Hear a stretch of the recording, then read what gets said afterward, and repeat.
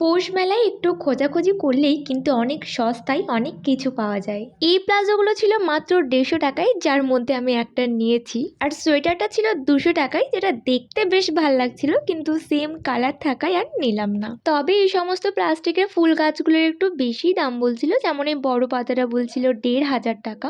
আর এই নীল পলিশগুলো ছিল by one get one, 80 টাকায় দুটো। ব্যাগগুলো ছিল 200 টাকায়। সেম ব্যাগে কিন্তু আমি অনলাইনে দেখেছি প্রাইস এত কম না। আর এই স্টোরগুলো যেন কত, মাত্র 100 টাকায়। আর এটা হচ্ছে মেলার মেন আকর্ষণ, ঢালাও সোয়েটার।